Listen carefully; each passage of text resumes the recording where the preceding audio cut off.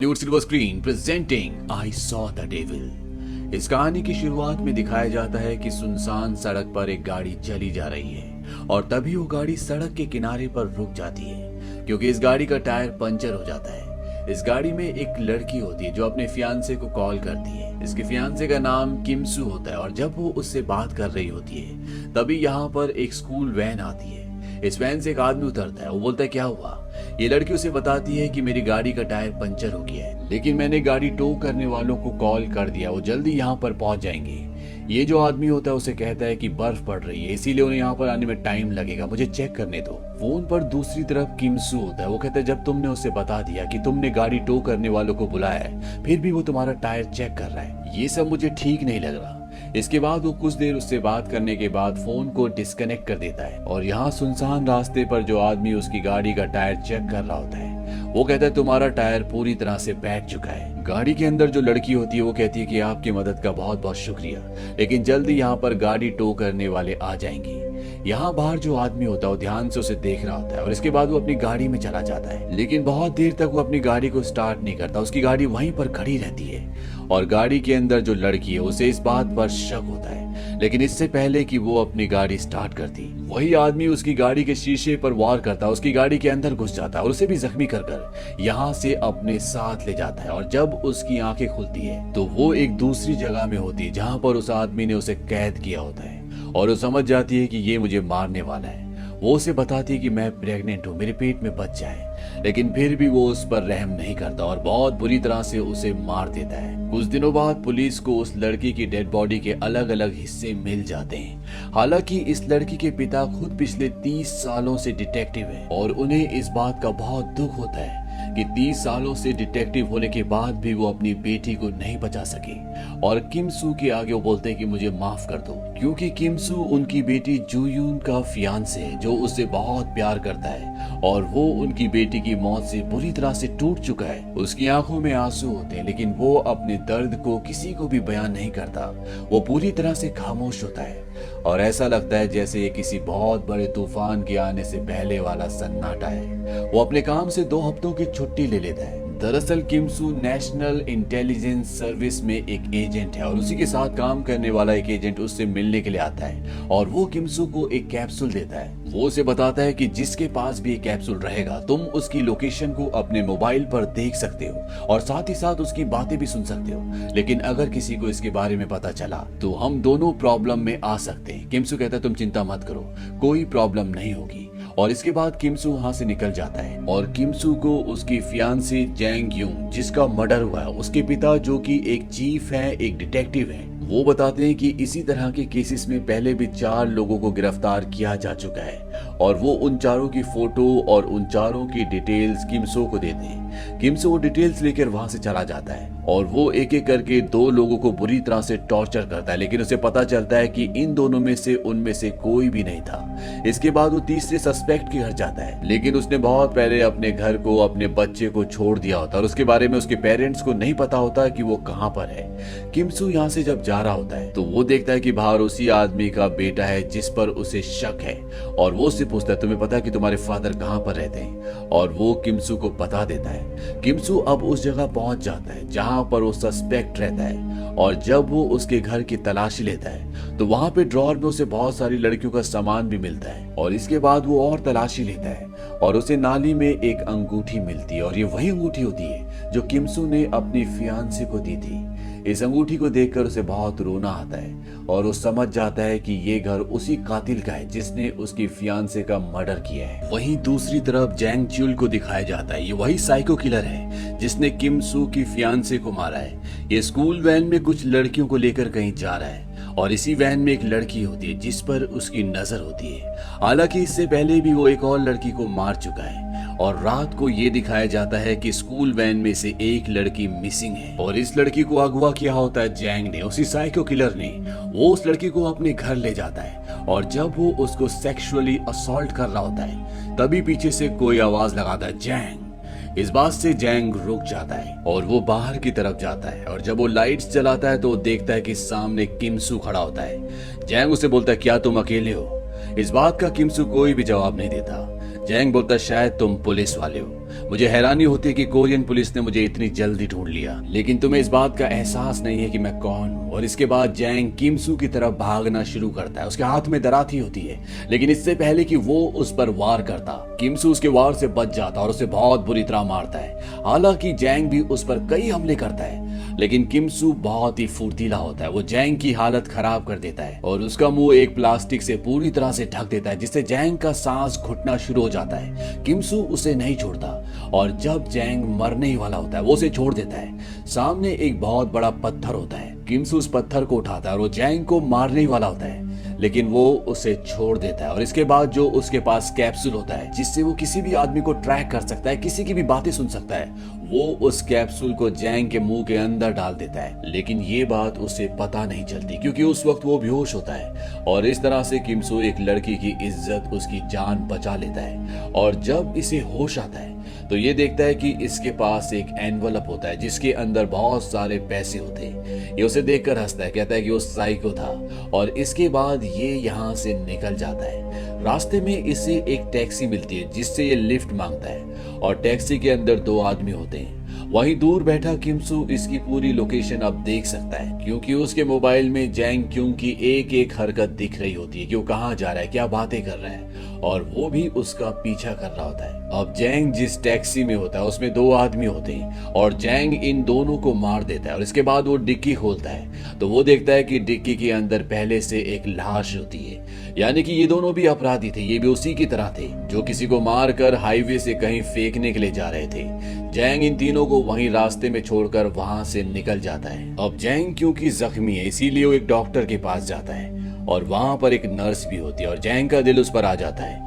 और जब वो एक आइसोलेटेड कमरे में जाती है तो जैंग वहां पर पहले से बैठा होता है। वो दरवाजे को अंदर से बंद कर देता है और नर्स को पूरी तरह से डरा देता है। वो कहता है कि रात को मैं एक लड़की के साथ फन करने वाला था, लेकिन एक आदमी ने मेरा पूरा मजा खराब कर दिया और अब मैं अपना मजा खराब नहीं करना चाहता। नर्स उससे रिक्वेस्ट करती है कि मुझे यहाँ से जाने दो, लेकिन जैंग एक साइको इंसान है, उसे किसी की परवाह नहीं है, उसके दिल में कोई हमदर्दी नहीं है। वो एक इंसान के रूप में जानवर है। लेकिन इससे पहले कि वो उसे सेक्सुअली अब्यूज करता, यहाँ पर किमसू आ जाता है और वो पीछे से उसे सिलेंडर से जो उसके हाथ में होता है उसके सिर पर मारता है। और इसके बाद वो यहाँ पर जैंग को बहुत बुरी तरह से मारता है। और जब जैंग लगभग अधमरा हो जाता है तो नर्स वहां से जाने की कोशिश कर रही होती है। किमसू उसे रुकने के लिए कहता है। वो कहता है कि तुम्हें इसकी पट्टियां करनी होगी और वो जैंग के कान में कहता है कि ये अभी शुरुआत है, ये इतनी जल्दी खत्म होने वाला नहीं है और ये इससे बहुत बुरा होगा।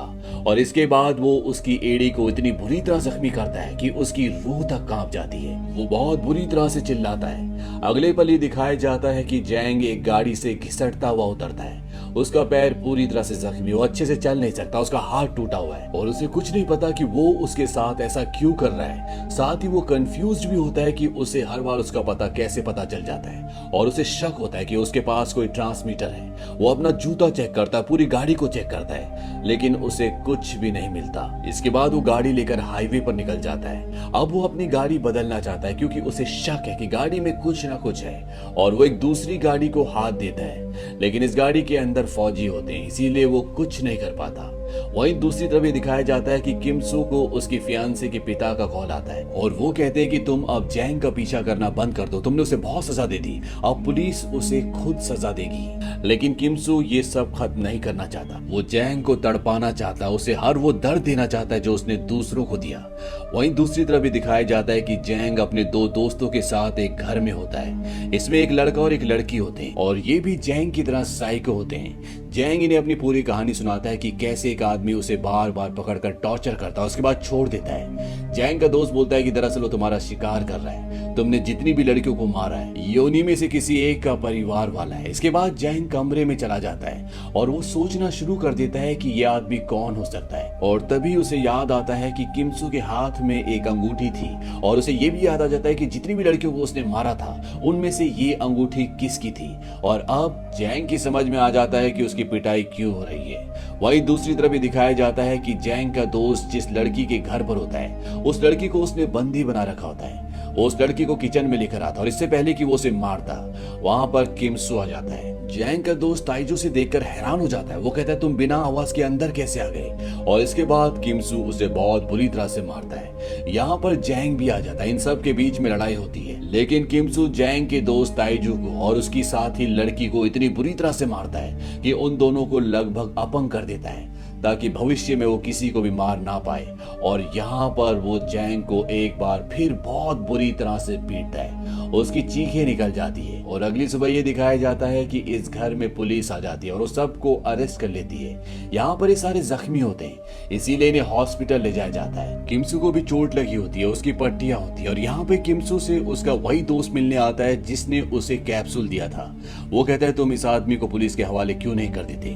किमसू कहता है कि अभी नहीं, जब तक इसने जो किया है उसका इससे पूरा बदला मैं ना ले लूं तब तक मैं इसे नहीं छोड़ूंगा। किमसू का दोस्त बोलता है जो मैंने कैप्सूल दिया था वो काम कर रहा है ना, जब तक उसे कॉन्स्टिपेशन नहीं हो जाता तब तक वो उसी के अंदर रहेगा।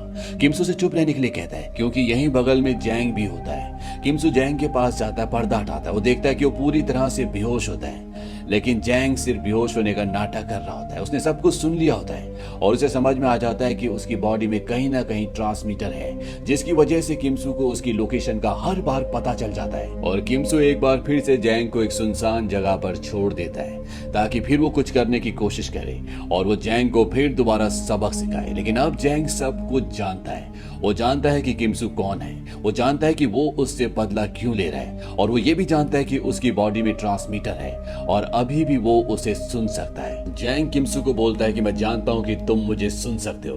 मैंने अपनी पूरी जिंदगी में ऐसा खेल कभी नहीं खेला और अब बहुत मजा आएगा। मैं जानता हूँ कि किस लड़की की वजह से तुम मुझसे बदला ले रहे हो। मैं उसके घर का पता भी जानता हूँ और अब तुम्हें जिंदगी भर पछतावा रहेगा इस बात का कि जब तुम्हें मुझे मारने का मौका मिला था तो तुम्हें मुझे मार देना चाहिए था। और एक बात बताना तो मैं तुम्हें भूल ही गया, जब मैं तुम्हारी फियांसे को मार रहा था तब उसने मुझे बताया था कि वो प्रेग्नेंट है। शायद तुम्हें ये बात नहीं पता होगी। किमसू को ये बात नहीं पता थी। जैंग बोलता है कि उसने अपनी जान की भीख मांगी थी, लेकिन मैंने उसे उसकी जान की भीख नहीं दी। उस वक्त तुम्हें उसे बचाने के लिए आसपास होना चाहिए था। इसके बाद जैंग एक केमिस्ट की दुकान में जाता है जहां पर वो लूज मोशन की दवा ले लेता है और अपने पेट से उस कैप्सूल को निकाल लेता है और वो कैप्सूल वो किसी दूसरे आदमी के पेट में डाल देता है। और जब तक वहां पर किमसू पहुंचता है तब तक जैंग वहां से जा चुका होता है और अब किमसू को कुछ नहीं पता कि जैंग कहां पर जाएगा। इसीलिए वो हॉस्पिटल में उसके दोस्त के पास जाता है जो उसी की तरह साइको होता है और वो उससे पूछता है कि तुम मुझे बताओ कि इस वक्त जैंग कहां पर होगा। वो कहता है तुम जैंग के दिमाग को समझे नहीं, जो तुमने उसे दिया है, जिस वजह से दिया है वही तुम्हें वो वापस देगा। यानी कि अब वो तुम्हारी गर्लफ्रेंड की फैमिली को नहीं छोड़ेगा और एक बार वो अपना काम पूरा कर ले उसके बाद अगर तुम उसे पकड़ भी लो तो उसे कोई फर्क नहीं पड़ता। इसके बाद किमसू वहां से निकल जाता है। तभी जैंग को उसी के साथी का फोन आता है और वो कहता है कि जैंग ने अभी अभी वायरलेस पर बताया है कि वो अपना कुछ काम खत्म कर रहा है, उसके बाद वो अपने आप को पुलिस के हवाले कर देगा। किमसू उससे जैंग की लोकेशन पूछता है और जब वो जैंग की लोकेशन किमसू को बताता है तो किमसू पूरी तरह से परेशान हो जाता है, क्योंकि ये लोकेशन उसी जगह की है जहां पर उसकी गर्लफ्रेंड की फैमिली रहती है। और अब किमसू को पता है कि जैंग उसकी गर्लफ्रेंड की फैमिली को मारना चाहता है और जैंग के दोस्त ने, जो कि हॉस्पिटल में है, जो कि साइको है, जो उसी की तरह है, उसने किमसू को बताया होता है कि जैंग जितना दर्द देता है उसे उतना ही मजा आता है। इसका मतलब अगर जैंग उसकी फैमिली तक पहुंच गया तो वो उन्हें बहुत तड़पा तड़पा के मारेगा। इसीलिए किमसू किसी भी हालत में वहां पर जैंग से पहले पहुंचना चाहता है, लेकिन किमसू वहां पहुंच नहीं पाता। उससे पहले वहां पर जैंग पहुंच जाता है और वो उसकी फियांसे, जो अब इस दुनिया में नहीं रही, वो उसके पिता को बहुत बुरी तरह से जख्मी कर देता है और साथ ही साथ उसकी फियांसे की बहन को पूरी तरह से मार कर वहां से निकल जाता है। ये देखकर किमसू पूरी तरह से टूट जाता है। उसे कहीं ना कहीं अपनी गलती का एहसास होता है। अगर उसने पहले उसे मार दिया होता तो ये दिन उसे कभी भी देखने को नहीं मिलता। वहीं जैंग अपने आप को पुलिस के हवाले करना चाहता है। वो पुलिस को कॉल कर देता है कि मैं अपने आप को आपके हवाले कर रहा हूँ और वो उन्हें एक लोकेशन भी बताता है। और जैंग पुलिस के हवाले अपने आप को इसलिए करना चाहता है ताकि किमसू उससे बदला ना ले सके और वो जिंदगी भर तड़पता रहे और इस पूरे खेल में जैंग की जीत हो जाए। अब जैंग उस जगह पहुंच जाता है जहां पर पुलिस पहले से उसका इंतजार कर रही होती है और इससे पहले कि जैंग को पुलिस पकड़ती, वहां पर किमसू आ जाता है और वो चलती गाड़ी में जैंग को उठाकर वहां से ले जाता है और वो उसके उसी घर में उसे ले जाता है जहां पर जैंग ने उसकी फियांसे को मारा था। वहां पर वो उसे बांध देता है, उस जगह पर जहां पर जैंग सभी को मारता था। जैंग को वो बहुत बुरी तरह से टॉर्चर करता है। जैंग कहता है कि मुझे मार दो, मुझे मार क्यों नहीं देते, लेकिन किमसू कहता है कि मैं इस खेल को इतनी आसानी से खत्म नहीं करूंगा। अगर मुझे तुम्हें मारना ही होता तो मैं तुम्हें बहुत पहले मार चुका होता। मैं तुम्हें उस पल मारूंगा जब तुम अपनी जिंदगी का सबसे ज्यादा दर्द देखोगे, जब तुम्हारी आंखों में डर होगा, और वो मेरा बदला होगा, पूरा बदला। जैंग बोलता है कि मुझे छोड़ दो, मुझे मत मारो, तुम मुझे पहले ही बहुत तड़पा चुकी हो। लेकिन किमसू उसे बोलता है कि ये लाइन तुमने दूसरों के मुंह से बहुत सुनी होगी, अब तुम इस दर्द को महसूस करो। किमसू जैंग से पूछता है क्या तुम्हें डर लग रहा है। इसके बाद जैंग हंसना शुरू कर देता है। वो कहता है डर और दर्द मेरे अंदर है ही नहीं, ये तुम पहले से जानते हो और तुम सब कुछ खो चुके हो। किमसू बोलता है कि मैं चाहूंगा कि तुम्हें मरने के बाद भी दर्द का एहसास हो, और इसके बाद वो दरवाजे को बंद कर देता है और उसके मुंह में एक रस्सी डाल देता है। दरअसल जहां पर उसे बांधा होता है ऊपर एक बहुत बड़ा ब्लेड है, और अगर किसी ने उस रस्सी को खींचा जो उसके मुंह के अंदर है तो ब्लेड उसकी गर्दन पर गिर जाएगा, और उस रस्सी का एक सिरा दरवाजे पे बंधा होता है। ये पूरा सेटअप करके किमसू वहां से निकल जाता है, और जैसे वो बाहर निकलता है पीछे से एक टैक्सी आती है जिसमें जैंग के माँ बाप और उसका बेटा होता है। अंदर जैंग बोलता है कि मैं बचूंगा, मैं जिंदा रहूंगा, तुम मुझे मार नहीं सकते, मैं किसी से भी नहीं डरता। दरअसल वहां पर किमसू कैप्सूल रखकर चला गया होता है जिसमें वो जैंग की सारी बातें सुन रहा होता है, और तभी जैंग देखता है कि उसका परिवार बाहर खड़ा है। दरअसल वो जैंग को अंदर देख लेते हैं और उसका परिवार जैंग को बचाने के लिए अंदर आना चाहता है। जैंग उन्हें अंदर आने के लिए मना करना चाहता है, लेकिन अगर उसने मुंह से रस्सी छोड़ी तो वो ब्लेड जो उसकी गर्दन के ऊपर है वो उसकी गर्दन पर गिर जाएगा, और बाहर से उसका परिवार दरवाजा खोलकर जैंग को बचाना चाहता है। लेकिन उन्हें नहीं पता कि अगर दरवाजा खुला तो रस्सी खींच जाएगी, और ये वो पल होता है जब जैंग की आंखों में मौत का दर्द और डर दोनों होते हैं। ये दर्द और डर उसने कई लोगों को दिया है, और आज वो उसी सिचुएशन पर, उसी जगह पर खड़ा है जहां पर कभी दूसरे थे। वो चीख चीख कर चिल्लाकर कहना चाहता है कि दरवाजा मत खोलो, लेकिन वो मुंह नहीं खोल सकता। और जब उसके माँ बाप बाहर से दरवाजा खोल रहे होते तो धीरे धीरे उसके मुंह से रस्सी छूटना शुरू हो जाती है, और जैसे ही दरवाजा खुलता है ऊपर से ब्लेड उसकी गर्दन पर गिरता है, और इस तरह से जैंग का अंत हो जाता है। बाहर किमसू हेडफोन पर उसकी जिंदगी का एक एक दर्द, उसका डर, उसका एहसास सब कुछ सुन रहा होता है, और उसके अंत के साथ किमसू की भी आंखों में आंसू आ जाते हैं। हालांकि उसने अपना बदला ले लिया, उसने उसकी आंखों में दर्द देखा, डर देखा, लेकिन उसने अपना सब कुछ खो दिया। और जैसा कि इस मूवी का टाइटल है आई सॉ द डेविल, जहां पर कई मासूम लड़कियों ने जैंग को अपनी आंखों के सामने एक डेविल की तरह देखा था, वहीं जैंग ने अपनी आंखों के सामने किमसू को हमेशा एक डेविल की तरह देखा। तो ये थी कहानी आई सॉ द डेविल की। ये मूवी 2010 में रिलीज हुई थी। IMDb पर इसकी रेटिंग है 7.8। इस मूवी का बजट था $6 मिलियन, और बॉक्स ऑफिस पर इसने कमाई की थी $13 मिलियन की। उम्मीद करते हैं कि ये कहानी आपको पसंद आई होगी।